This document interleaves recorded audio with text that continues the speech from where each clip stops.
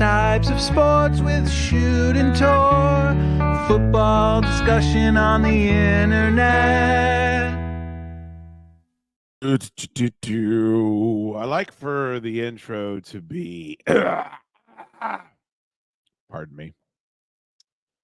I like for it to be accurate, but today it was not. Gigantor will not be with me today, but scheduled to be with me today, the great Sean Salisbury. So I am looking forward to that. Welcome, everybody, to Both Types of Sports, where we discuss the NFL and the NFL off-season. Those are the only types of sports that matter around here. I guess I'll watch a fister every once in a while. One of these, you know what I mean? The old Fighting Irish logo. Two guys want to punch each other in the head inside of a cage. I might check that out. Nick Chilcote, thank you for becoming a YouTube member. Much appreciate that. You get the entire back catalog if you become a YouTube member. It don't cost much. There is a description of this episode on YouTube, and the link will be in the description of that if you'd like to check it out. Big show planned for you today. Paul White-sized show for you today.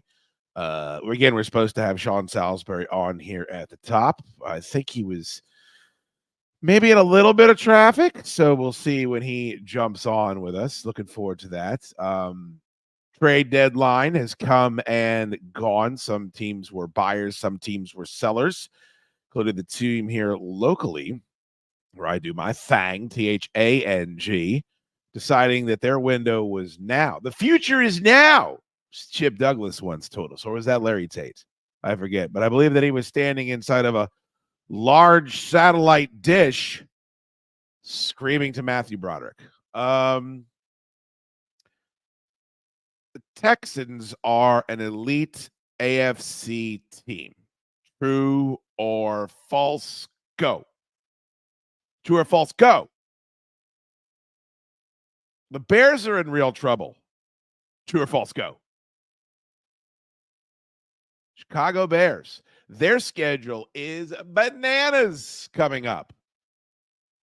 Fucking, other than the Pittsburgh Steelers, I think the Bears got it as bad as anybody. By the way, we will see the Steelers playing the Washington Commanders in just a couple of few.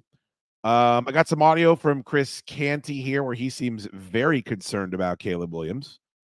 The massive amount of Derrick Henry disrespect continues. I'll dip my toe in those waters in just a couple of few. If you are a Commanders fan, though, do not look up Mike Tomlin's record against rookie quarterbacks. You will not be pleased with what you find. We'll get to all that today on the program. Also, I do want to get into Bill Belichick and the shadow he is casting on some of these hot seats. There are some hot seats in the NFL currently, and him being on TV every day probably isn't making it easier for those guys. But one of my favorite people in the business, host of the Sean Salisbury Show, joins us on the program all the way from the Houston, Texas. Mr. Sean Unfiltered himself. How you doing, buddy? Hey, bud, you need a second? I can give you a second. How are you, man? Sorry, I had to turn that light off. You're What's fine. going on? How are you? You're as right as rain. Thank you for making time today, brother. We were just No problem.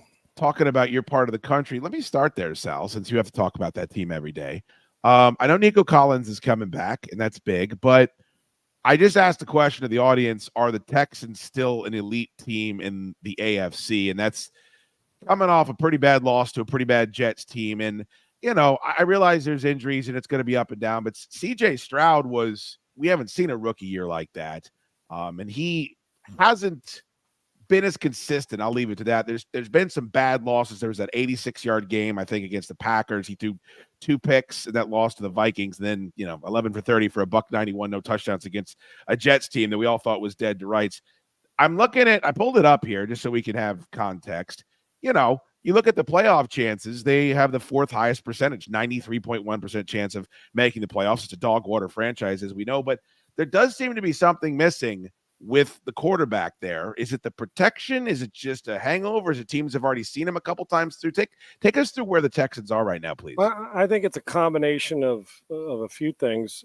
He's not the problem, though, here in Houston. I can assure you of that. It is a cumulative effect of an offensive line that last year couldn't run block to save their life.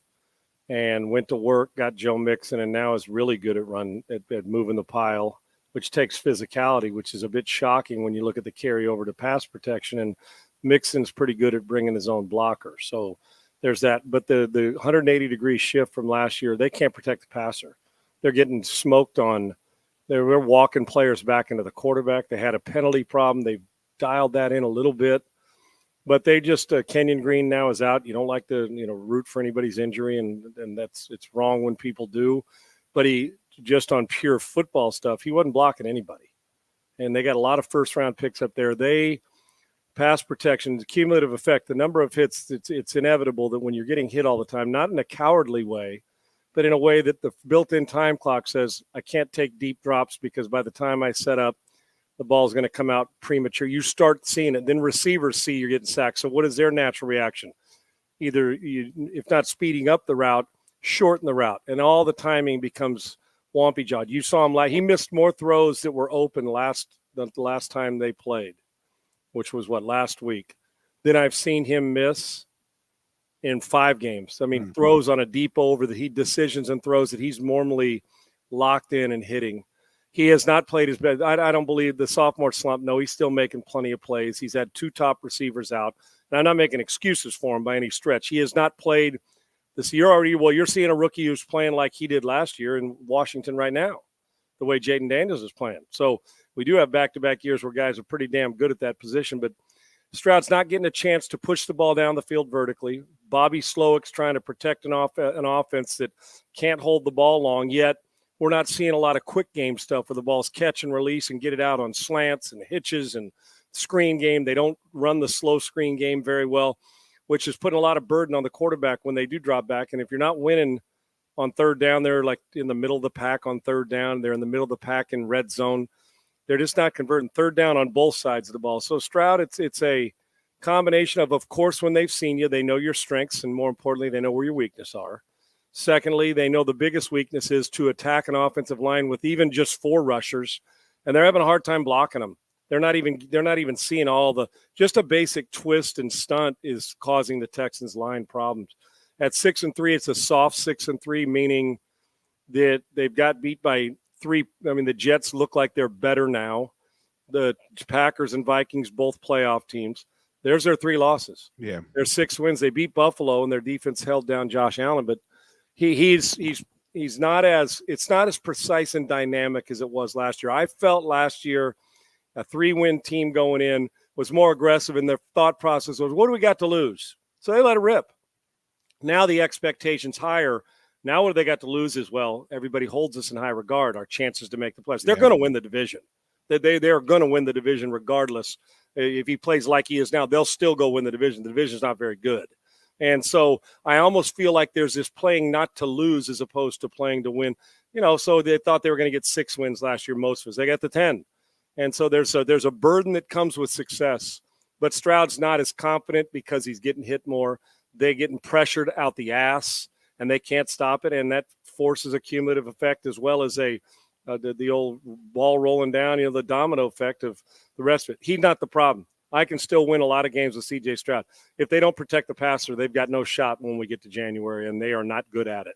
You mentioned the division. Have you ever seen a division, Sal's, with more quarterback umbrage than the AFC South right now? The Trevor Lawrence news today looks like he's going to miss some time, and then the Colts go away from their first overall pick, and they go back to Flacco, and they look anemic there. People are calling for them to put, and then the Titans are an absolute mess as well. Just a modicum of consistency, and you're right, they easily win the division, but you know what it's like, man. It's the burden of higher expectations, and that's right. You don't measure yourself against the Jaguars if you're the Texans. You measure yourself against, you mentioned the Bills, the Chiefs, the Ravens. These are supposed to be your contemporaries, and I don't know if I see them winning a one-off in the postseason against any of those teams. No, and life came at them fast. Trust me. There's they went from a also ran bottom 5 team to all the pub in the offseason, and they went and made some deal. Daniil Hunter and Stephon Diggs. They went and they didn't stand pat. They went and got players. And unfortunately, with the Diggs injury, they have not elevated the certain areas they expected to in the passing game. And now getting Nico Collins back, but who's the number 2? Is it supposed to be Tank Dell? Is it the consistent number 2? There's been balls dropped in the end zone. It's just, you know how that looks, and then all of a sudden it goes on the coach and the quarterback, and I get it. And the numbers will tell you that they're lacking in certain areas like red zone and those things. And Bobby Sloak it doesn't seem that he feels as aggressive that he has in the past. But if you told me, I don't care where they play. If you told me they're getting ready, they're you mentioned, you asked your people about elite. They're on the second level. Okay. They're in the beginning of the season, the way they're going, you think, man, off season, this could be that team. Well, it's Kansas City, Baltimore, Detroit. The Washington looks to be one of those teams right now as well. I mean, I still think people are saying, man, how real is this? I think it's pretty damn real because the guy under center is pretty accurate and they're well coached. So there's a handful, half a dozen of those teams. The Texans aren't in that category. Even though it's 6-3, they've got to improve because you play one of those teams and you play like you've played, protecting the passer, they'll get curb stomped. So, and I think DeMeco Ryans knows that. And this is a huge test against Detroit this week because Ben Johnson, if they've scored 40, they'll try to score 50. And they're going to try to get to the quarterback. They know the weakness. So I'm with you. I think they can. In the quarterback division, it's putrid. Anthony Richardson's a 45, 46% passer, lost his gig. Flacco's the second best quarterback in the division now with Trevor Lawrence. And, Methuselah still playing. And I love Joe. I do. And I would have started him too. Hell, Sure. I would have. And it doesn't mean that Anthony Richardson's not going to be a player in the future. Chad, I mean, he's young and he's still learning. And last year hurt, this year banged. He hasn't played a lot of football, and then Will Levis, has got to learn how to calm his ass down a little bit with all that ability. Yeah, Stroud's far and away the best quarterback in the division. And even with the talent that Trevor Lawrence has, there's been some underachieving. They don't seem to elevate consistently with him. And I pounded the table for Lawrence, but when are we going to quit saying that he's young? I mean, he's been with the same coach now for 2 or 3 years. And I know being banged up, which is a bummer, but he's got so much ability, we expect more. And as the first pick of the draft, we can't say he's lived up to that so far. You just can't, as much as I love him. So with that, and that goes back to why they're going to win the division. The best quarterback by a long shot in this division is C.J. Stroud, and it's not close. And their defense is flying around. They're getting pressure. So they're going to win the division. Hell, you win this division, I think, with 9 wins probably. They're already at 6 now. Well, God forbid, Stroud gets hit 15 more times and ends up and you're in a backup quarterback role. And that's a very real possibility unless they start sewing this damn thing up.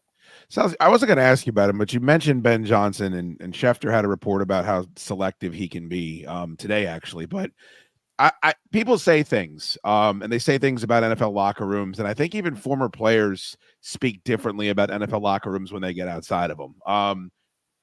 Does it really hurt him that he turned down a gig he didn't want? I can't imagine anyone, if I'm the Bears, right? I'm sitting there with Caleb Williams and all those weapons and we underperform and it's like, we could go get this guy, but wait a minute, he turned down a head coaching gig. I don't think we want to give him $10 million.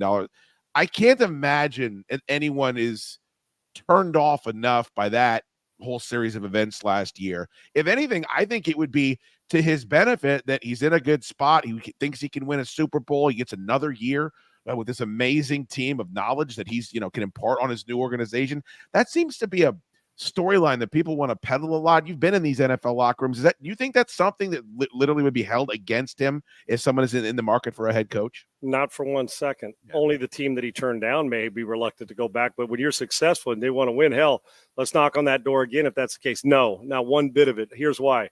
First of all, I'd look at him like, man, this guy's got big balls. He turns down that. He must feel pretty good about it. Then I look at it and say, if I was the owner of that team or the general manager of Detroit, would I be grateful? He said, I want to come back and win. We got more work to do and do it. And betting on himself and his team that he's going to have enough success to move forward. Because he obviously saw that this team's even better this year than they were last. It also shows me, if I'm somebody inquiring about Ben Johnson, I get another year to watch him run roughshod. Aside from Andy Reid, in my mind, who is a head coach and play caller, there's not a better just pure coordinator calling plays, better play caller right now in the league than Ben Johnson. He's aggressive. He's smart. He uses his personnel groupings and gets everybody involved so nobody's left out. And his quarterback's playing with unbelievable confidence and accuracy. I don't think it's a minus at all. When you do it, we're all sitting back, man, he turned it down. Gosh, he's going to go back and basically bet on the fact that he's going to do it again. and he'll have an opportunity, and there'll be more money on the table this year. And he's going to want to call plays when he's the head coach. He's said that, and I don't blame him because he loves to be involved in that. Hell no, I think it's an advantage. Plus, if I'm a team going after him, he went back and posted another score, got another year of experience as a coordinator, got another year of learning from a guy who's a great leader in the locker room, and Dan Campbell, all those things. We can talk about X's and O's. The next level up is not X's and O's. Right. I can find good X's and O's guy in the NFL and play callers, some better than others. What it is buy-in and leadership, and another year around guys that know how to do it. When you take it in there, you can't lose the team early. When you walk in and address a team in that first meeting, they got to walk out there and say, that motherfucker's us. That's how we're going to win. That dude, not in a cheesy way, but in a way that's confident, yet buy-in. I listen, the very first day Denny Green walked into our locker room in Minnesota, into our meeting, that night meeting, and in about 10 minutes, you already knew this is going to – had nothing to do with the pre – Burns, he was awesome. But the time for a change, you knew, I know who's in charge now. And here's his philosophy. Let's go. And that you don't get that second chance to make it. You got to hit that ground running. And Ben Johnson's going to be the hottest coordinator commodity in the league this coming year. Now, whether Belichick comes back or somebody else, but there won't be anybody that's in more demand than him. And the money will go up. He'll have his choice of more than one. Going back there hurt him, didn't do anything for him, but create an advantage and say, I'm going to go where I think the best situation is this coming year. And bank on the fact that maybe they either have a quarterback or they're going to go get one, because give him a good quarterback, I would imagine he can expand what he's doing. All right, you mentioned Belichick. Let's go there. I think he's fun in the media every time he says anything, because he's got the fistful of rings. It gets clipped everywhere, and everybody's obsessed with him taking shots at Gerard Mayo, whatever. But he wasn't in demand this past offseason. Neither was Mike Vrabel. Neither was Pete Carroll. It was very strange. And I know that there was that whole back and forth, that flirtation with the Falcons, and he turned them down. Or I have to assume there's 2 or 3, 4, 5 teams that are going to be interested in his services. There's 2 parts to this I'd love to hear your thoughts on. One is, in a season where Doug Peterson, we've had firings, right? But Doug Peterson's still coaching. Mike McCarthy's still coaching. Matt Eberflus is still coaching.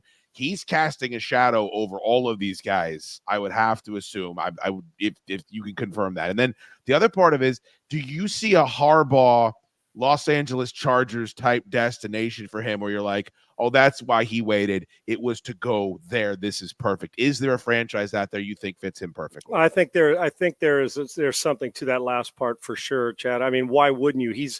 Can you imagine when we say he wasn't in high demand, and maybe because he wasn't pushing it as hard, or the fact that New England had lost a couple without Brady? Can you imagine how getting Belichick would be the equivalent of, let's say Brady's in year 10, he's won a couple Super Bowls, decides to retire, or he's a free agent. He says, I'm done with football. And then he says, well, maybe I'm not, like he did, kind of like sure. He did, right? And decides to come back. Well, there wasn't a lot of interest when the guy's got Super Bowls. He'll be in high demand next year for 3 straight years, right? So it's the same thing here. Of course, if you want to win, Bill Belichick, people say, well, he can only win with Brady. Well, he could win with he could win with Jaden Daniels. Sure. He can win with Patrick Mahomes. Sure. That's quite frankly, isn't that the point, to go find good fucking players so you know how to win, and a good quarterback? Right. I always laugh when people say, well, look at the quarterback he's got. That's the object, to find Warren Moon and Marino and Elway and Manny.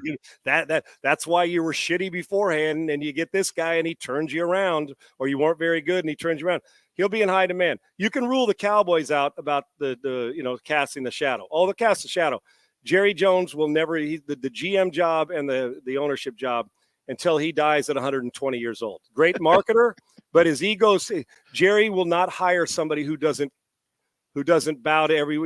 We'll go through the list since Jimmy's been gone, not counting Parcells, who was a short-time aberration and Bill got out and all that. You go through the list of guys, and I don't mean in a negative way, but Bill's got too much power, because then he'd be the face of the organization. He's not going to hire that guy. Now, if he was smart and said, I'm going to put my ego aside, I'm going to win another championship or 2 before I'm 100, then he'd hire a guy like that, because there's some talent, decent quarterback, stuff to build on, and Bill could be a personnel guy, and he'd be the spokesperson. Jerry doesn't want to do that. Jerry doesn't want to admit that, man, if Jerry, the owner, hired Jerry, the GM, 8 times during the time from the mid-90s now, he'd have fired them all. And so that's the problem. Sure. And there's other problems on the team, but it's baffling because I love Jerry Jones. I do, but as a GM, if he did that ain't going to happen. He's going to hire a guy that's kind of exciting, but doesn't have enough pull to take over the building. That's a fact. Now the other ones, hell yeah. I'm already talking to his agent. Say he's good at media, showing his personality. Maybe he comes back and is a little less Bill, where people say it wasn't fun playing with Bill, but he still wins and puts rings on his finger because Bill's funner than people think. But he's a business guy. He's all about winning when he's there. So if you can embrace that and say, and he puts his good staff together, why wouldn't you? I would think that every job that's open, if the owner has a brain, he'd say, I got to at least inquire. I'd already been inquiring. Yeah. I would call him up and say, here's the deal. Here's how much money we got. What's it going to take? $20 million a year for 5 years? Great. Here's $100 million. And when you're done, I'll give you 3% of the team if you want. We can do that too. Whatever it takes. I don't think Bill's gut is ready to move on from football. I don't think he liked the way it ended in New England. So I think that there's still that, plus those guys, even though the guys like Bill Cowher never came back, once a coach, always a coach, man. The temptation to want to do it, unless you got health issues and all that, but he's coach. And I don't think Bill's got that. That's just my opinion. I don't think he's got it out of his system. I think there's plenty of good years in front of him. If you are one of those teams and you don't call Bill Belichick's agent or Bill Belichick, I think you're an idiot. I'm a big Wade Phillips guy, and I love the whole family, of course, but I love when Wade Phillips shows up in the USFL, the UFL, the XFL, and he's coaching, and all of a sudden I look up and Wade Phillips has a team in some league in the championship game, and he's in his late 70s. You're like, yeah, of course. Like, of course he's coaching football. Of course he wants to still coach football. I love it when I see that. And he'd do it. Listen, Wade could be 90. And if you called him up and said, listen, St. Thomas Aquinas, if he was out of football, or Allen High School, or one of these big Katy High School would love you to come coach him. Wade loves football. Why not? Yeah. And a lot of coaches have it ingrained. I mean, now some players always say, man, I'd go back and do it again. But the problem is once you learn all of it mentally, physically, you can't do it. As a coach, you coach till you're 90. And Wade, but it's true. I don't think 2 years go by and then you can say Bill and Nick Saban are done. Now, for Nick, it's different. I don't know if he wants to deal with the NFL, and he sure as hell doesn't want to deal with NIL and collect. That's why he's out. So maybe, but when 2 years or 3 years have passed by, then you can start to say they're finished. But if I want to win quicker than most normal teams, and those guys like Mike Tomlin and Andy Reid are already coaching, so I can't go get them, then I would inquire about Bill Belichick with an open checkbook and basically beg him to come take the job if I could. I want to ask you about the Commanders, Sals, and I don't want to keep you too long, so I want to keep this quick. But you just talking and speaking with you about this, I know you're a big movie guy.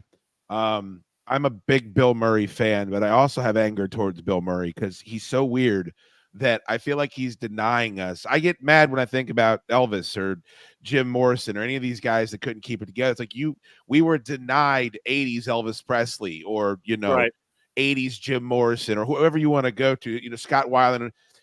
I don't like it when people let other things get in the way of their genius just as a consumer. And Bill Murray is so goddamn weird that, he's okay in Ghostbusters when everyone's already past their prime and passing away. It's like, no, man, you had it in the pocket. Like, why didn't we get this done? He's off living in the woods. He won't answer his phone.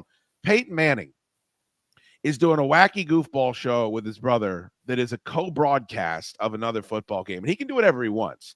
But he's making bourbon and he's endorsing things. And Peyton Manning is a genius. He is a football genius. He was a coordinator and a coach. And I really, really wish he would get his hands in the dough somewhere. And I don't know if that's coaching. I don't know if that's GM. I don't know what that is. But Peyton Manning kind of reminds me of Bill Murray in that he can do whatever he wants, and I respect it. But as a consumer, I kind of wish he was doing more than what he's doing right now. Is that fair? Completely, Chad. Let's be greedy about this, man. I mean, I understand from his world, like, do you want to really deal with all the bullshit that goes with coaching? Sure. I mean, dude, I'm a glutton for that punishment. I love the grind and the competitiveness and the game planning and the chess piece. Hell, that's hard to get out of your system. Hence why we sit here and still do it and talk it, right? Of course. And you'd love to still play it if you had any eligibility left, but you don't. So from Peyton's standpoint, I get it. Part of me believes, and I don't have any insight this, I've coached at his camp, and he and I have been friends, and I love him. I've had some of the greatest laughs of my time with Peyton and Eli, trust me. Good times had by all, and I love the family. But from his standpoint, it's like you're saying, I still have some leeway here where I don't need to make that choice just yet. Okay. I'm making bourbon. I'm doing all these commercials. He's clever. He's hosting the CM, all the things that we love Peyton Manning for outside of football, right? But there's no way in my mind, this is all my opinion, that a guy that friggin' competitive and will cut your heart out and feed it to you on the field and on practice, and his demand and his grind to be great and to demand it of everybody else, there's no way that, in my opinion, that he's hit the height of fulfillment football-wise. Does that make – he has as a player. Part of it tells me also, and I get it, a lot of times the great ones don't like coaching, and especially, and he's a great one, but he's a different – some guys are just great, and they're great, and they wouldn't be good broadcasters or good coaches. He's great and would be a great head coach because of the way he's gone about his X's and O's and leadership. And I can already see him running Tennessee or running a program or an NFL team. And not only as people are talking about it as a coat and tie owner, and I think that's inevitable at some point or all that. I'm talking about where he's got his coaching hat on and he is teaching guys how to be better at right guard, and it's still at safety and walking through quarterbacks. Here's what I think prevents that, in my opinion, is because I think people would love to have him because he's smarter than most coaches that ever coached him. He just is and knows more about it. That's why they turned the game over to him. We'll lead him out there. And what am I going to do? Argue with Peyton over why he checked to a run as opposed to a pass or vice versa? I think players would disappoint him because they don't have his grind. And that's a hard thing to do. We looked at Michael Jordan, and maybe he wouldn't have made a good coach and he was a front office guy, but guys like that, when they don't see them do what you do, whether it's the grind, diving on the floor for a ball, spending an extra hour at the complex, how are quarterbacks getting to the complex and leaving at the same time as the rest of the players? I don't fucking get it. He would not allow it, and he still wouldn't do it. Yeah. So I think part of it is, can these guys live up to, and Peyton's got some, he's got an old soul, but, he's still funny and can do with the kid. And I think those are the best kind where you and I can still talk movies and music with a 22-year-old, but I could still take you back to Brando and On the Waterfront. Sure. We can talk, not saying we're better, but I love all of it. And I think Peyton loves all of it. So you capitalize on all this. He's having fun. He gets to do what he does and show his personality. But from greed now, from my standpoint, as much as I love him, I would friggin' love to see him run the Dallas Cowboys. Yeah. That's a great example, too. If that means in the front office, great. Fine. But can you imagine Peyton Manning's game plan and speeches? The fun, he's self-deprecating. He knows everybody thinks Peyton Manning, all the serious stuff in football. One of the greatest things about him is just sitting around with him, his one-line zingers that we get to see on Saturday Night Live, but that's who he is. Yet he never lets all that jagging around and having fun get in the way of the business at hand. I admire him not only as a friend, but as a person, his grind. He does it the way and in everything. Even whether he's doing a commercial with Paisley, whether he's doing an award show, the guy is funny and grinds. But I wish that he needed Sundays and on the sideline as much as we need him to do it. That's a great way to put it. Because I listen, if I'm him with all that, you want to be competitive. You're saying, I can talk about it. I get paid all this money. I got Omaha Productions. I'm off to everything. Everything he touches turns to gold. And we're saying, please let that be coaching on a sideline so we can watch how you get your team ready. Selfish reasons, yes. If I'm him, I get it. Yeah. But we're not at the 60-year-old, Peyton, it's time's running out. We're going to crave him for a while. Matter of fact, we're going to crave him until we see him possibly in a coach's, outfit. So I know I made that a long answer, but as a fan, I am 100% with you. It's like, man, I don't do one movie every 4 years. I need to see you all the time. Yeah, please. I do. Hell, if you want to do a podcast as the head coach that morning, I'm in. But he's such a grind. He's not that guy. He does a lot of things, but when he's focused on anything, that is whether it's being a dad or that is who he is. Yeah. And I agreed for greedy purposes. Shit, I'd go be begging him like I would Belichick at a different spectrum. Like, dude, come coach. Come be my GM. Come do something. But I don't think he's out of that realm. I don't, Chad. I don't think we just push aside he's going to be an entertainer and a broadcaster. Or he would have – why not Monday Night Football? I think Peyton Manning's got a plan, man. I'm just telling you, that plan extends to a decade. Now, there may be spontaneous stuff, but I can guarantee you there's a plan in place of what and methodic, just like they do for Arch. Most of them would have already transferred. Honest to God. Sure. And this, they would have said, screw this. My Archie, I'm a starter. I'm leaving after my freshman. Forget it. I'm gone. No, you're going to get Sark for 2 years. You will have learned. You're going to go the right way. And then when you hit the ground running in the NFL, you'll be ready. And that's how the Mannings think, which is a brilliant way to do it. And they got, I'm telling you, there's a plan for that. That's why they're all successful. They plan their work and work their plan. I would give anything to have Peyton Manning involved in some form of day-to-day football that wasn't broadcasting yet. I love what he does every day for us. Yeah, sure. I need more Peyton Manning because I think that his impact on people, coaches are some of the best impact in the world growing up. You remember every high school coach you ever had or elementary. You do. You may forget a teacher. They're important too. Teachers and coaches, student, you even forget guys who were your best friends in the third grade. You don't forget the teacher or the coach who impacted your ass. You know their name, you know the year, you know the play, you know all of it. And Manning feels like he's that guy that won't take any shit. And people living up to the expectations he'd put on you and demanding, but also with a smile on his face. We need, I know it sounds crazy. We do need more Peyton Manning because his difference making on the field would be epic, I think. I've kept you too long, Sals. You have time to answer one about the Commanders? Or you Absolutely. Gotta I'm good, brother. You're the man. Look, it's gone past. It's a nice season. This is Bucky Brooks' latest power ranking. He's got the Commanders 3, below Detroit and Kansas City, but that's it. Above Baltimore, above Buffalo. There's some good teams on your Pittsburgh who they're going to play this week. Call that a measuring stick game. So here is the question, Sals. The impact in a locker room. And there was some quotes from guys today. Bobby Wagner was one of them. They go out and they trade for Marshawn Lattimore, and that's one of the best cornerbacks in the league. And so, of course, it makes your team better. It was a position they needed, and they're 7-2. But when you're a guy in a locker room and you're still playing a rookie quarterback that everybody knows can't play, and you're a veteran, you're like, what am I doing here? Like, I imagine there's a human component. Whatever the opposite of that is you're 7-2, and we're sacrificing picks for the future to bring in a guy that can help us win right now, one of the best in the industry. I know the on-the-field impact is going to be there as long as he's healthy. I think he's a little injured right now. But for the rest of those men, for the rest of those co-workers that he has, what does it say to them at 7-2, first-year head coach, first-year general manager, first-year quarterback? The Commanders are living in the now, which I think they should, and they're trying to win right now. I can't stand when we got, especially in football, hey, man, but what about the salary cap in 2029? Fuck your 2029 salary cap. Because if I'm a 30-year-old veteran or a 32-year-old veteran, I'll be out of the league by your 2029 salary cap. I don't care about that. I mean, I understand you're not going to but, you know, sometimes you do got to mortgage something for the future because you believe you can win now. And I think they believe that. And a great play caller in Cliff. Look what Dan Quinn's done for that football team. The league almost kind of reminds you of a little bit of Dan Campbell with the energy. There's something about them. They just kind of fit right in.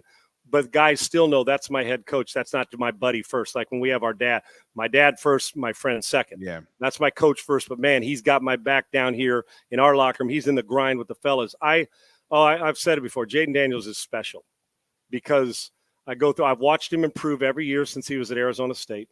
I've watched him improve. I'm telling you, when I say that, some part of his game has improved every year. I just need to get him to quit taking hits on when he runs. Get down.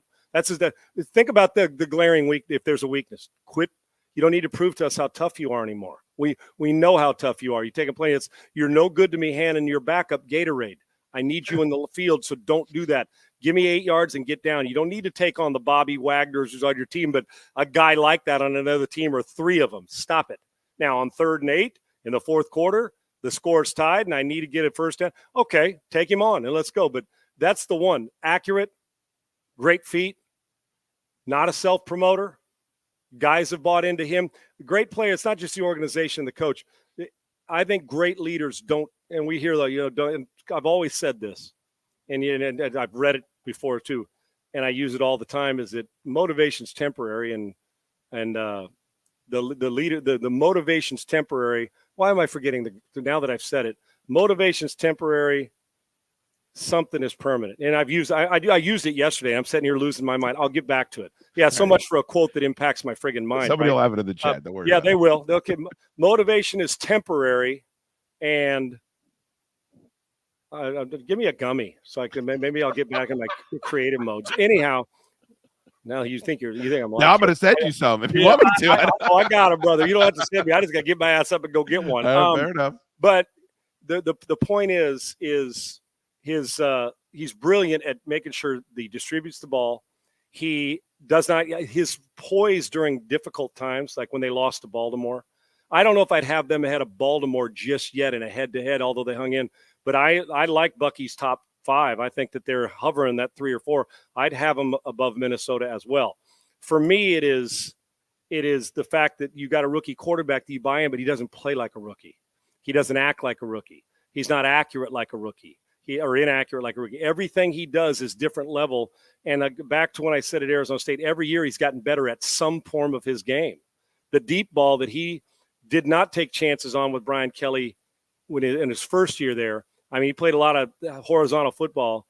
Is that he decided when he came back, and he became one of the best deep ball throwers in college football. And that's expanded now into this. I love watching the kid playing. His feet are magnificent. Great leaders also don't have to force leadership. It just kind of naturally comes to you, and people heap it on you, and you're like, yeah, that's cool. And you don't have to tell everybody what a great – it's like the person who says, man, I'm really classy. You got to tell me that. I probably wonder if you're really classy. Yeah. He's a leader as a rookie by the position, number one, but you can lose it as quickly as you can gain, and it's harder to get back. But the way he handles himself and winning will make everybody, become a magnet to you. I friggin' love the guy. I think I've said it before. I think they're the best team in the NFC East.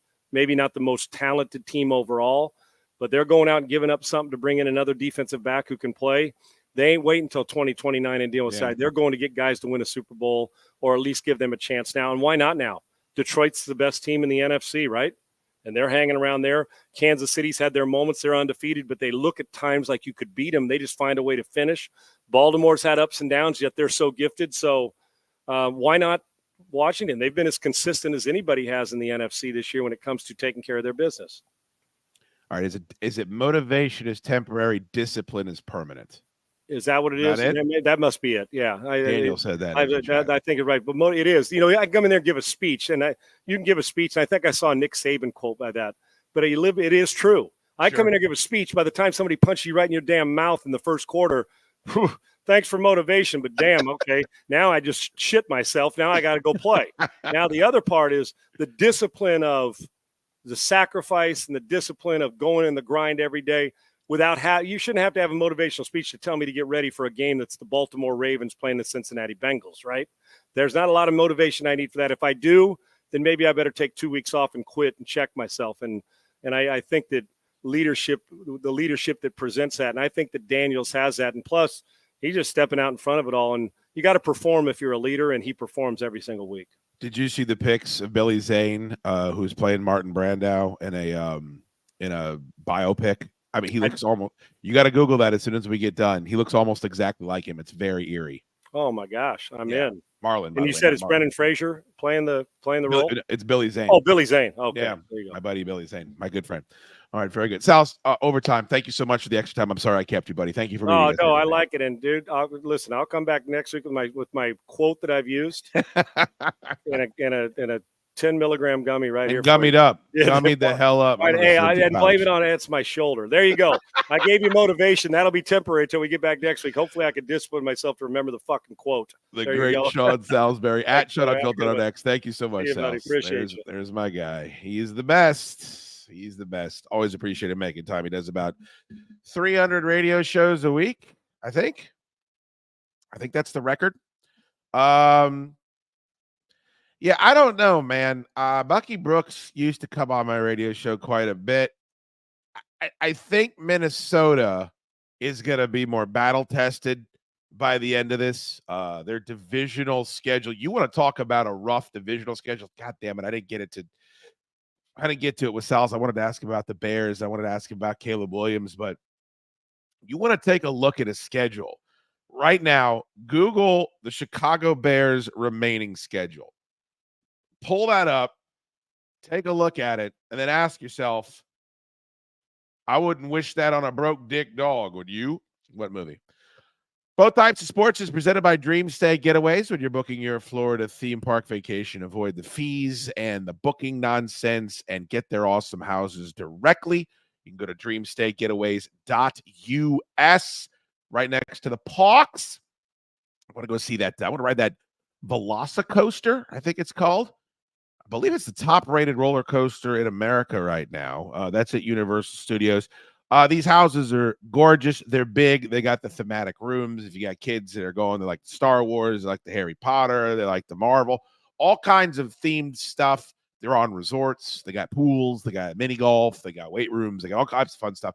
Go check them out yourself. There's a link at the bottom of the page. dreamstaygetaways.us. There's a link in the bio as well.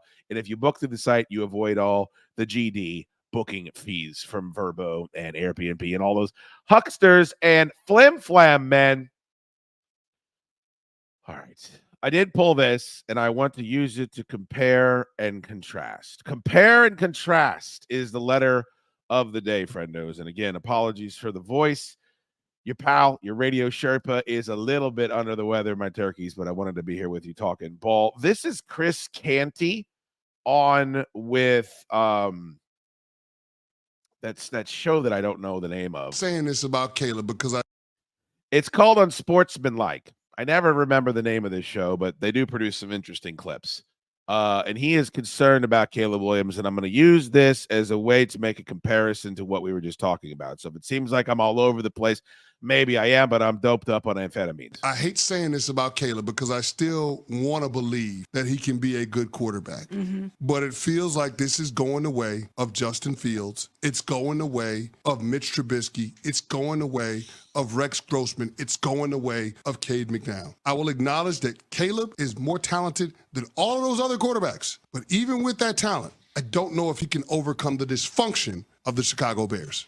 I put the closed captioning at the end there to make a point. I don't know if he can overcome the dysfunction of the Chicago Bears. He can overcome the dysfunction of the Chicago Bears.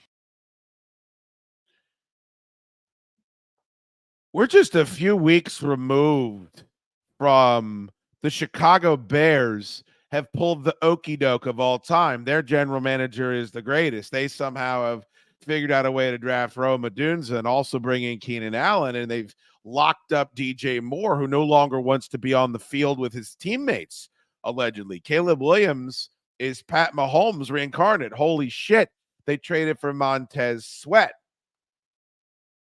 This is weeks ago, not years, barely months. And what has happened? They are now 4-4, back to 500. I mentioned their schedule. Did you look it up? They haven't played a divisional game yet. Okay. And they're in the NFC North. So those divisional games pack a wallop. They get the Patriots this week. But then it's Packers, Vikings, Lions, 49ers with Christian McCaffrey back, probably, and the Vikings again. Good luck with that shit. You say, Dukes, why are you bringing that up? Why is that important? Well, we just saw the Bears bench a guy that while a Hail Mary was being thrown, was taunting the audience, taunting the people that paid the exorbitant fees to go watch them play in a stadium almost half filled with his team's fans on the road. Tyreek Stevenson, he gets benched. So we're finger pointing there, right? The Bears are finger pointing. Eberflus is finger pointing. The following week, DJ Moore, you just gave a giant pile of money to, walks off the goddamn field while a play is going on. He's asked about it on the radio. He's asked if the coach has lost the team. His response is not inspiring. Not inspiring to say the least. What is all this? It's fucking dysfunction.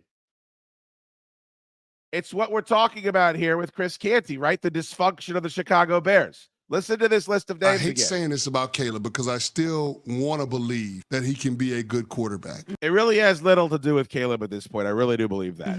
But it feels like this is going the way of Justin Fields. It's going the way of Mitch Trubisky. It's going the way of Rex Grossman. It's going the way of Cade McNown. I will acknowledge that Caleb is more talented Goes way further back than that, young man. than all of those other quarterbacks. But even with that talent, I don't know if he can overcome the dysfunction of the Chicago Bears. It's going the way of Shane Matthews. It's going the way of Cordell Stewart. It's going the way of Jim Miller. How far back you want to go? You want to talk about dysfunction? Dysfunction, thy name is Chicago. I mean, we can talk all right now as much as you want about who they should bring in there. Oh, they should go get the offensive coordinator of this team. They should go pluck this coach out of the way.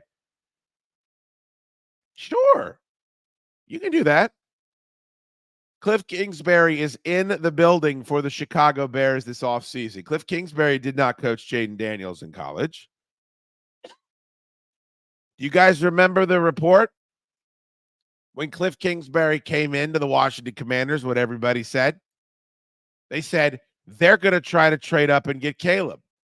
Why? Because Cliff Kingsbury worked with Caleb at USC. My point here is if you're a Washington Commanders fan, it's better than you think. It's better than even you know. Now, it's still tenuous. This elated state of 7-2, we've resuscitated our franchise. The second Jaden Daniels punctures his spleen because he's taking hits, this probably all goes away. Doesn't mean that they're going to go right back into this function. But take a look at the team that had the pick before you. They're talking about their first overall pick not being able to overcome the dysfunction of the franchise. And as great as Jaden Daniels is, I don't know that he's having as much success right now if the team didn't hire the general manager they did. If the team didn't hire the head coach that they did. I realized they were turned down by a couple of guys before they got to him. And that the team didn't hire Cliff Kingsbury. The dysfunction was starting to recede like Rasheed Wallace's hairline. Get it? Recede Wallace? I'm going to leave that alone. It was starting to recede before Jaden went out there and was wowing everybody. Like, it can't just be the quarterback. Like, by every metric, Caleb Williams was the best quarterback in the draft. He cannot overcome what is. And what is the Chicago Bears are broke. And they've been broke for just about my entire life. I remember the Super Bowl shuffle vaguely. But one Rex Grossman trip to the Super Bowl getting slapped down by the Peyton Manning and the Colts aside, they've been a fucking goon fest. They've been a laughing stock. And I need to see more miles on the tread for Washington. Like, I need to see, let's start here. If you want everybody to believe what Bucky Brooks believes, because this is fucking ridiculous, okay? I'll just say it right now. Washington does not belong above the Baltimore Ravens. I'm sorry. First of all, Baltimore beat them head-to-head. They don't belong above the Pittsburgh Steelers with Russell Wilson. That's a playoff team. Buffalo has a standing reservation in the AFC divisional round.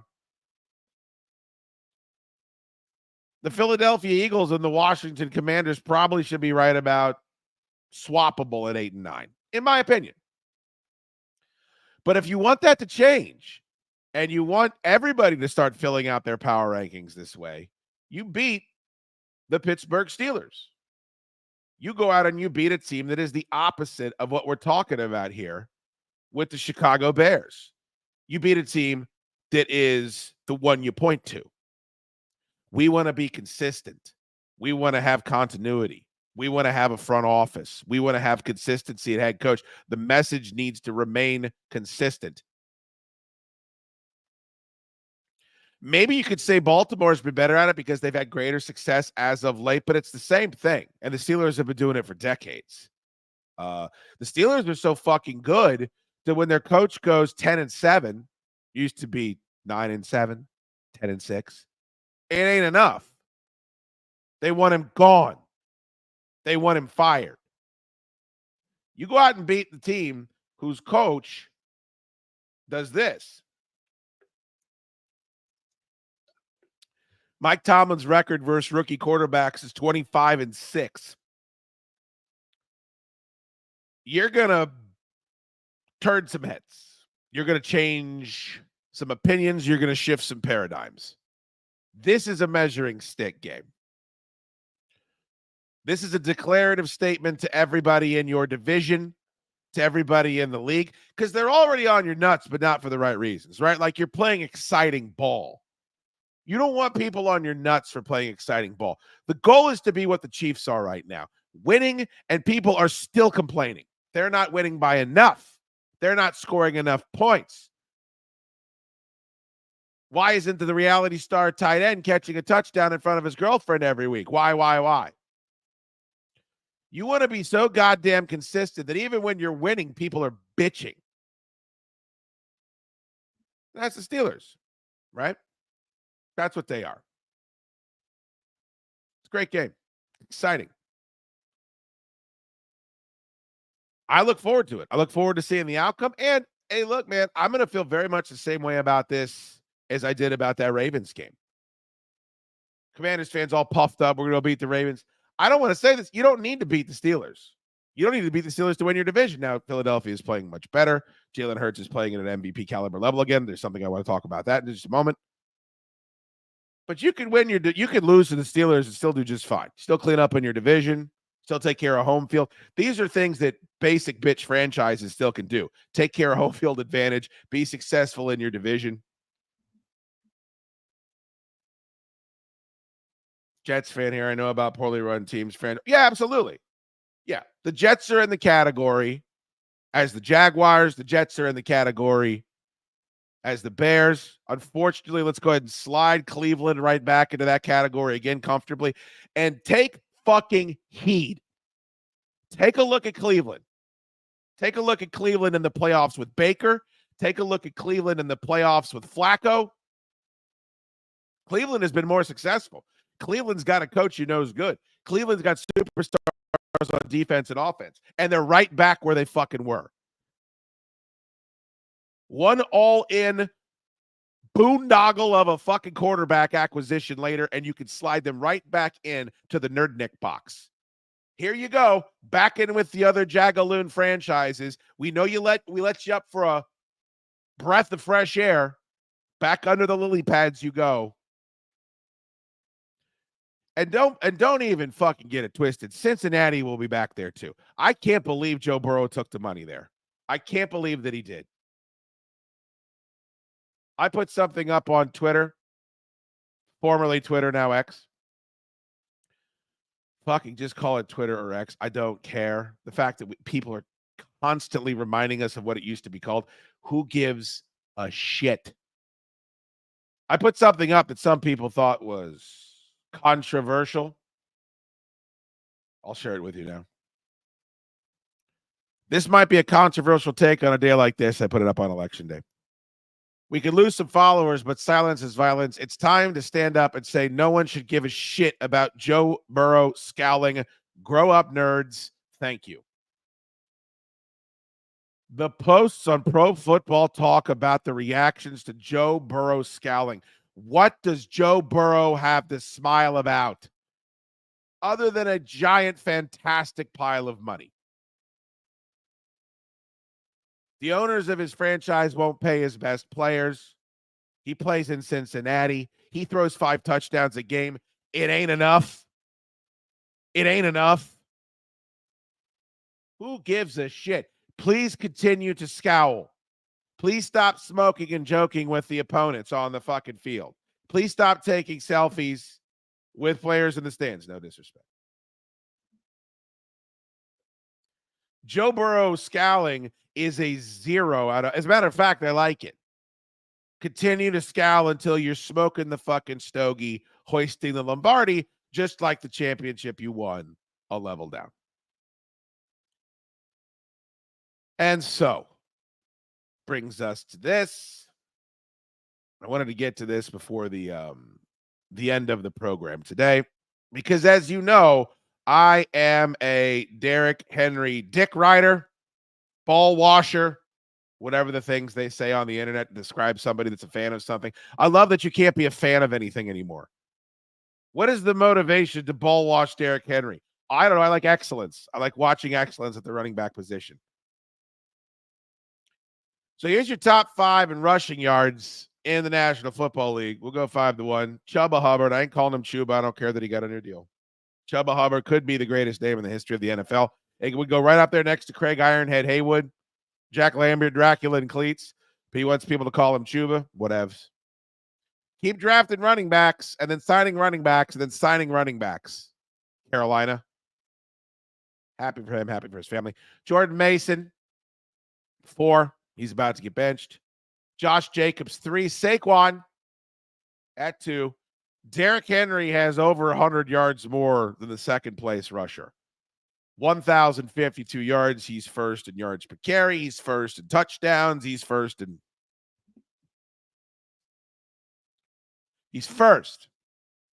He's the best.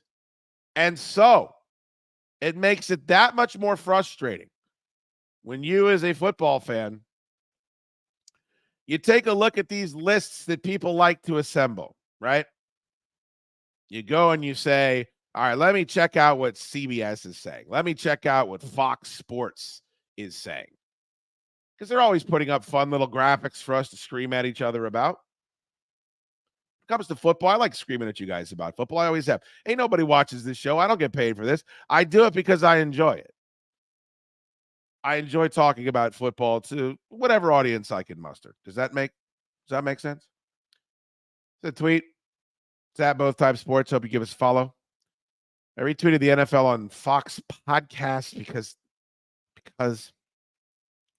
they tweeted out, who is your pick for mid-season MVP? And the vote on the graphic says Jalen Hurts, Josh Allen, Jared Goff, or Lamar Jackson. And all those guys should be in the conversation. But my response was, it's hilarious that Derrick Henry is never on these lists. You literally can't have a better season than he currently is. He leads in just about every statistical category. Well, at least the ones that matter. At least all the statistical categories that running backs get bonused in. Hit the like button or it's over. Like button or death. I think the NFL would do well. I think it could help them.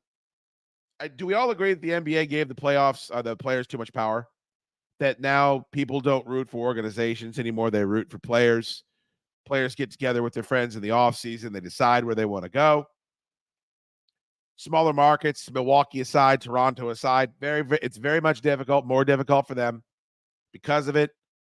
You've given the quarterbacks and the refs too much power. You've marketed exclusively around them. You've devoted acres of coverage. Yes, I threw the officials in there. There's as much analysis of the officials. One-sided analysis, by the way. Let's hire a fucking ex-official to sit in the booth and say all the bullshit that the current officials are doing is perfectly fine. Don't trust what you're seeing with your own eyes. Fuck the fuck off. If I'm Antonio Pierce, I can get up in front of the microphone and say, yeah, Gardner Minshew sucked today. We took his ass out. We had to go actually pick up Desmond Ridder. That's how bad things are going for us. But if you say they blew that call at the end of the game, that's your ass. That's your check. That's your commas. Fucking ridiculous. The NFL does a lot of things really well. It's one thing I think they're all for. I believe that they believe that the discussion of the officials generates controversy, generates clicks, spurs conversation. I don't think it's good. It makes your customers unhappy. It makes them not trust the results of games. And I'm not saying that's what it does for quarterbacks, but it is obvious to me that Derrick Henry deserves MVP votes, not Offensive Player of the Year votes, MVP votes. He is the difference maker for the Baltimore Ravens. He's the sledgehammer. He's the game finisher. Not only that, he's one of the best human beings in the league. Not only that, he's at an age where everybody writes these guys off. You treat your players at the running back position like fucking doormats. And I'll defend the league for doing it because it's a business. I don't want my team paying running backs either, unless it's Derrick Henry. He's the exception to the rule. Put him in your conversations. And it's certainly not out of fucking pity. He deserves it. Watch the way defenses are forced to react when he's just standing next to Lamar Jackson. Watch how much Lamar Jackson benefits with his running lanes when Derrick Henry is a threat. Crazy to me that we're sitting here and that isn't even something that anyone will discuss. I haven't heard anyone fucking say it except me and Tor and I. Please fix that. There's something else to fix. You ready? You guys know how much I love Thanksgiving. It's my favorite holiday. Thanksgiving is Christmas for adults. Food, football, getting fucked up. 3 Fs.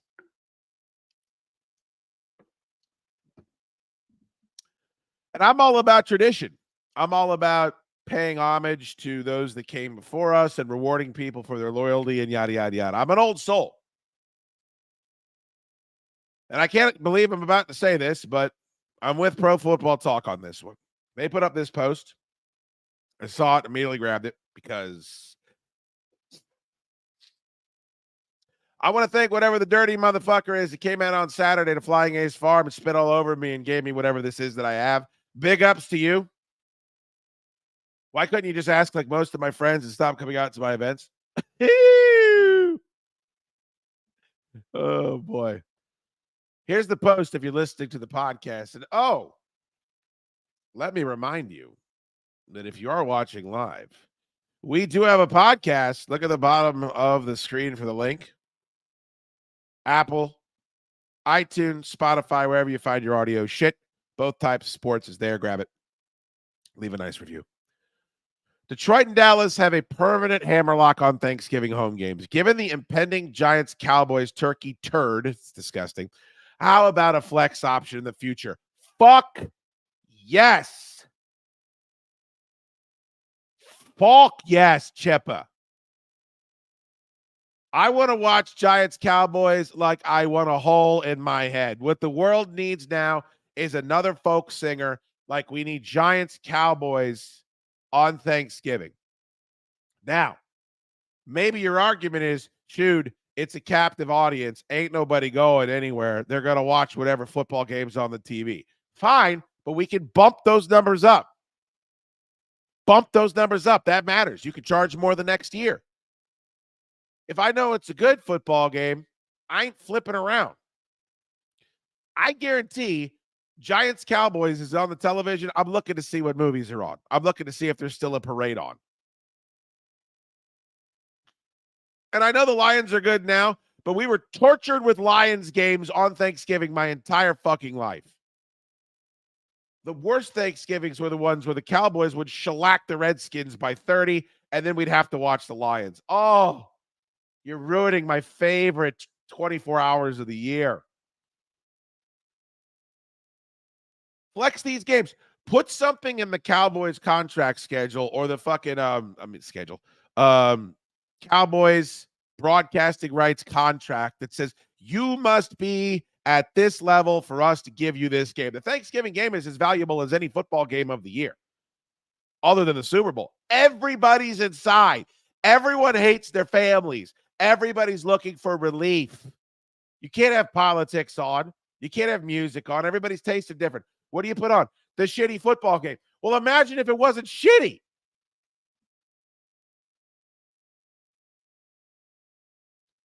Now that Detroit is good, will it be fun to watch the Cowboys get crushed? Yeah, I guess. I mean, they're not going to get crushed by the Giants. They're going to beat the Giants 16-15, and we're all going to get dumber.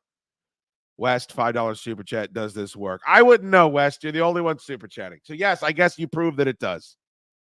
Yes. Thank you. Thank you for proving that I don't have to send some sort of an administrative request to StreamYard for them to check to see if super chats work. I was about to do that as soon as I logged off today. Nagel, that is not a support post. What West said is a support post. Thank you, West. We do accept super chats around here. It's difficult for you to believe, I understand. Please to be putting good games on when everybody can watch them. Please and thank you. One last tidbit. Dog water teams like to give you a lot of looks. I've been tweeting this out all week. Bad teams, you should acknowledge your plight. If you're bad, I got to find it. Somebody find it. All right, here's what I don't think Kevin Smith's in here. I don't think anybody in here will do anything for me. But if somebody doesn't mind going to the Titans Instagram page, you know what? I'll just do it. And I'm a Titans fan. I'll do this just to prove that I can poke fun at even my guys, right? See if I can pull it up. There needs to be a moratorium. If you suck, a giant bag of them, right? If you're god awful, I think you need to make your Facebook private.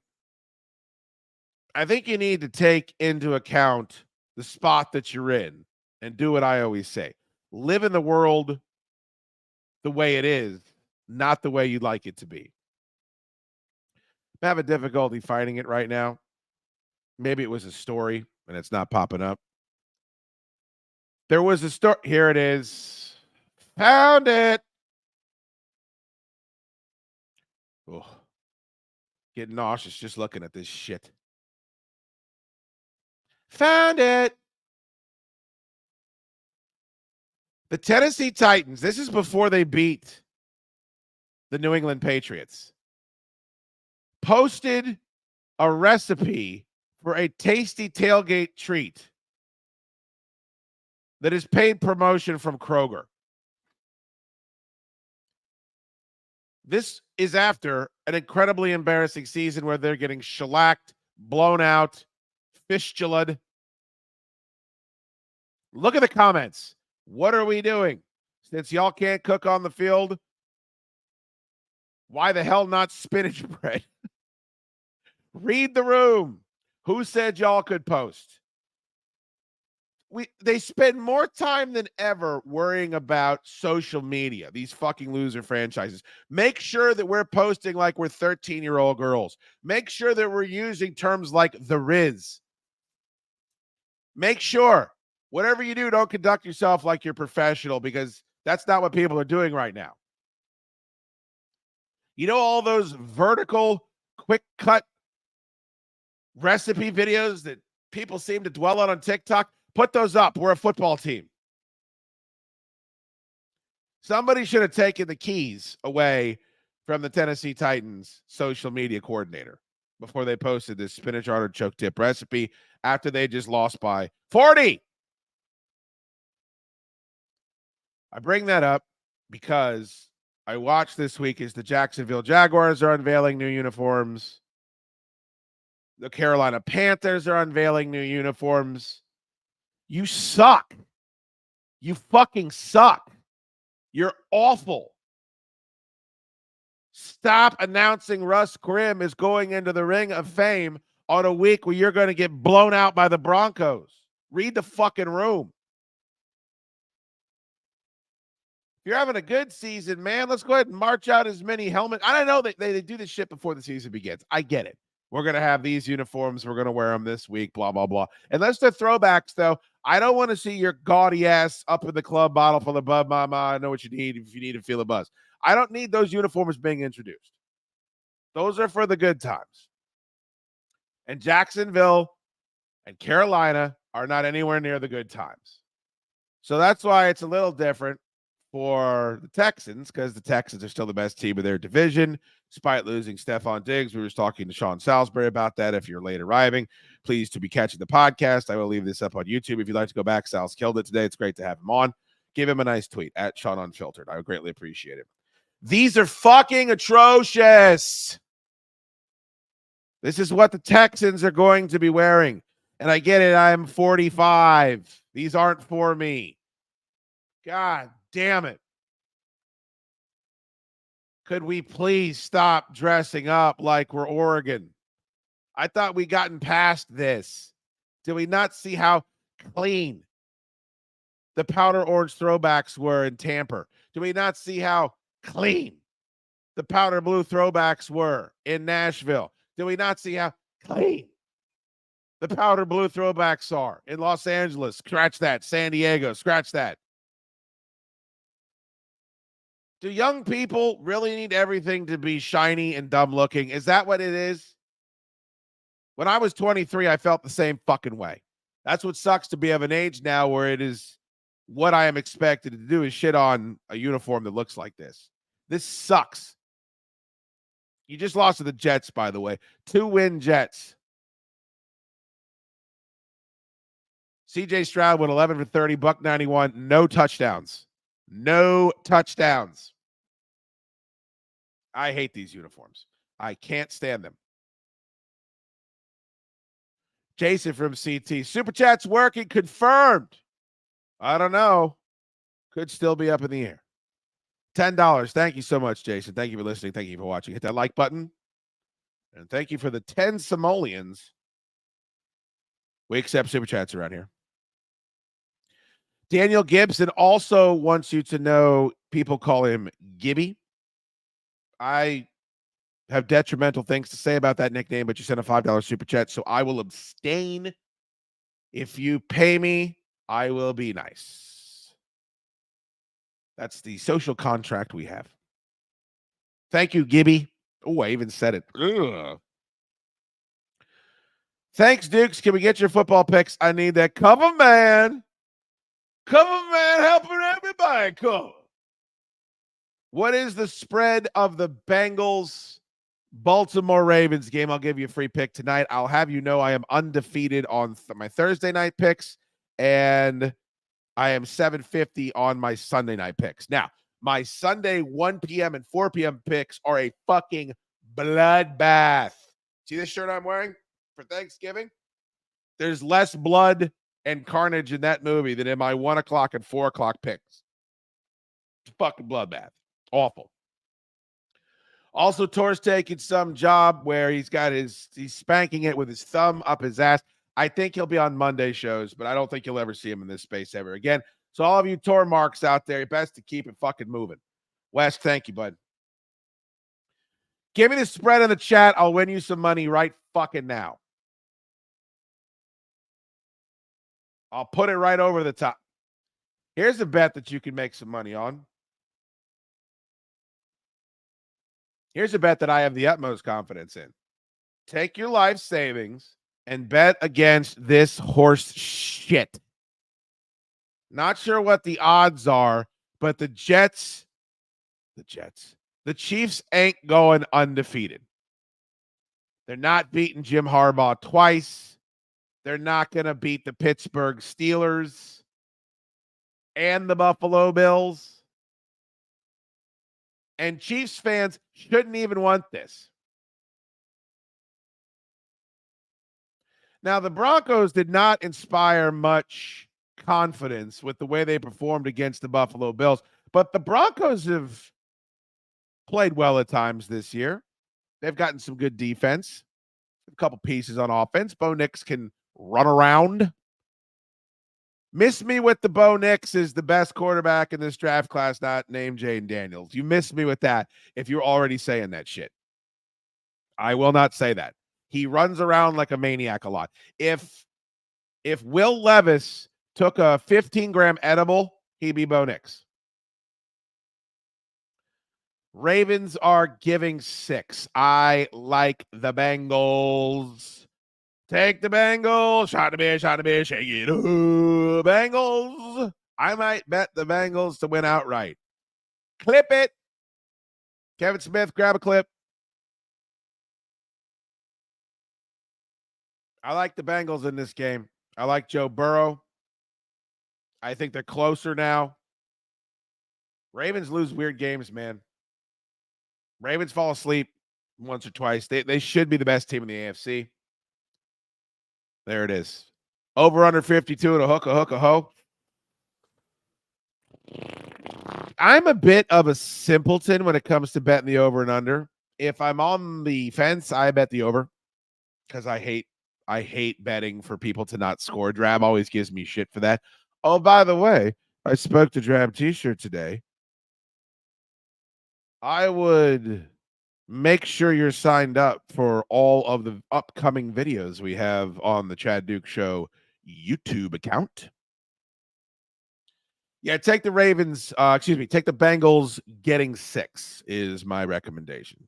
Count your money.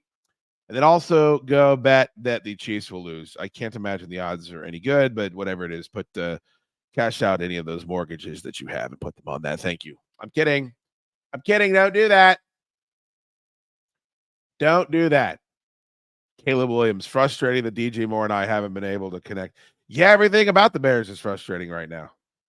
Absolutely everything about them. So, yes, I would be frustrated with that as well. There was a story. I'll probably end with this. I don't want to blow my wad. I'm under the weather. Trying to go out tonight, take my wife someplace she wants to go. So I will be huffing Advil cold and sinus. I'll be chopping it up and do one of those. Can't recommend it enough. I don't have any stock of that company. Go get the red box. It's behind the counter. Apparently, Ant-Man's used it to cook meth. That's why they keep it behind the counter. The red box, Advil cold and sinus. Don't get the yellow box. Get the red Zox. They put the crack in there. I have not had an illness that I can't at least beat back until I want to die at around 8 o'clock at night. Many a 5-hour radio show did I get through with Advil cold and sinus. Go get it. Just keep some in your house. When you get a cold or the flu. COVID. I got COVID twice. Advil cold and sinus. Fought right through that motherfucker. Went right out, hugging everybody, dapping them up. Big. You guys watch that Teacup show yet? It's pretty fucking good. Commanders running back Chris Rodriguez gave Marshawn Lattimore the number 23 for free out of respect. Quote, he's a vet. I'm not about to sit here and tell him I need a freaking $1,000 for a number. I've only been out here 2 years. At the end of the day, I'm the same guy. What are you doing? What are you doing? You are a football player. Jerry Glanville taught us what that means when you play in that league. Not for long. Marshawn Lattimore agreed to a 5-year, $97 million contract extension on September 13th of 2021. Per PFT, $44.347 million in full guarantees, $24 million in injury protection and signing. He had $12 million guaranteed of his 2023 salary by being on the team for the 5th day of the 2022 season. Another $12 million more guaranteed by being there on the 5th day of the 2023 league year. He got a bonus. They converted $23.1 million of Lattimore's salary to a bonus in 2022. Another $18.45 million. Am I counting that man's money? Am I getting into his pockets? Am I pocket watching? I am not, sir. I am not. But I'm living in the world the way that it is. And if you're, hold on a second, never heard of him in my life, Chris Rodriguez, you're not long for the league. Take the $100,000 or whatever the fuck that it was going to be, jam it into a SEP. And then when you're going to school to try to learn computer programming in 2 years, you'll feel much better that you let a veteran pay for a number he wanted. And if he doesn't want the number, he can take one for free. There's no gun to the gentleman's head. This is a feel-good story in the land of the internet. Well, all that matters is what you feel currently. Feelings ain't facts. I just came up with that. Print it up, put it on some fucking t-shirts, sell them. Take the money and run. I think I'll write a song.